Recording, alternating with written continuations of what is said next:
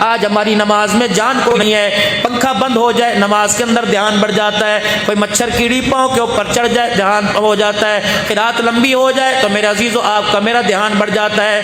نماز وہ حضرت امام جعفر رحمۃ اللہ علیہ، امام زین العابدین رحمۃ اللہ علیہ نماز پڑھ رہے ہیں، آپ کے گھر کی چھت کو آگ لگ گئی، پڑوسیوں نے مل کر پانی کے بالٹے ریتا مٹی ڈال کے آگ بجھائی، جب آپ نے سلام پھیرا کہ تجھے کچھ خبر بھی ہے؟ جل جاتا سڑ جاتا، اگر محلے والوں کو خبر نہ ہوتی، محلے والے خیال نہ کرتے، تیرا گھر جل کے خاک سر ہو جاتا۔ مسکرا کے فرمانے لگے کیا ہوا؟ کہ چھت دیکھ سارے بالے شیر جل گئے، لکڑی جل گئی۔ اللہ اکبر! کہ اسے کیا ہوا؟ کہ تجھے نہیں پتا آگ لگ گئی، تو نماز کے اندر مزے مزے سے قرآن پڑھ رہا تھا۔ فرمانے لگے ٹھیک ہے، تم دنیا کی آگ بجھا رہے تھے، میں رو رو کے اپنی قبر کی آگ بجھا رہا تھا، پتہ ہی نہ لگا کیا ہوا۔ جب نماز ہماری ایسی ہو جائے گی،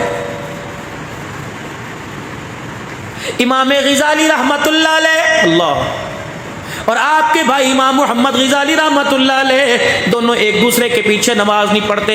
اللہ اکبر! امام غزالی رحمت اللہ علیہ کے بھائی نے اپنی اماں سے شکایت کر دی کہ اماں، سارا کنبہ برادری رشتہ دار میری قوم برادری میرے پیچھے نماز پڑھتی ہے، میرا بھائی میرے پیچھے نماز نہیں پڑھتا۔ ماں نے ڈانٹا، کہا خبردار بھائی کے پیچھے نماز پڑھا کر۔ بھائی کی طرف دیکھ کے مسکرائے اور ماں کی طرف دیکھ کے سر جھکایا، ٹھیک ہے اماں میں نماز پڑھوں گا۔ مسجد کے اندر نماز پڑھنے آ گئے، نماز کی نیت باندھی، قیام کیا، رکوع کیا، سجدے میں گئے، دوسرا سجدہ کرنے لگے، نیت توڑ کے آ گئے۔ اب لوگوں میں اور شور پیدا ہو گیا۔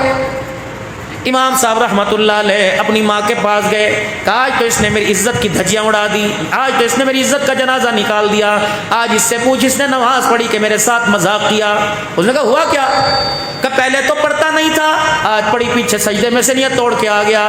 اماں نے ڈانٹنا شروع کر دیا، کیا ہوا؟ کہ اماں جان ڈانٹنا بعد میں، ناراض بعد میں ہونا، پہلے اس سے پوچھ نماز کس کی پڑھ رہا تھا؟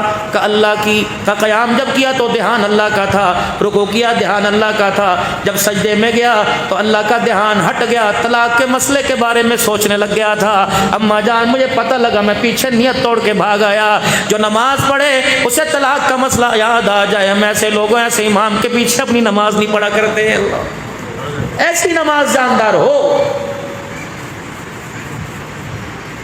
امام احمد بن حنبل رحمت اللہ علیہ نے خواب میں ایک مرتبہ نہیں 100 مرتبہ اپنے رب کی زیارت کی۔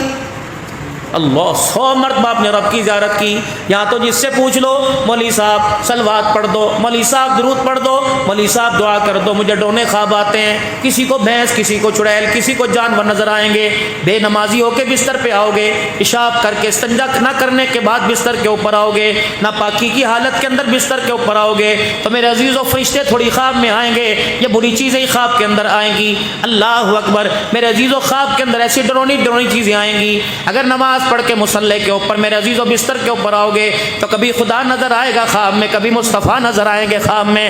اللہ کرے آپ کو مجھے ایسی نیند نصیب ہو جائے، کبھی رات کو خواب میں اللہ کی زیارت ہو جائے، کبھی خواب میں کالی کملی والے کی زیارت نصیب ہو جائے۔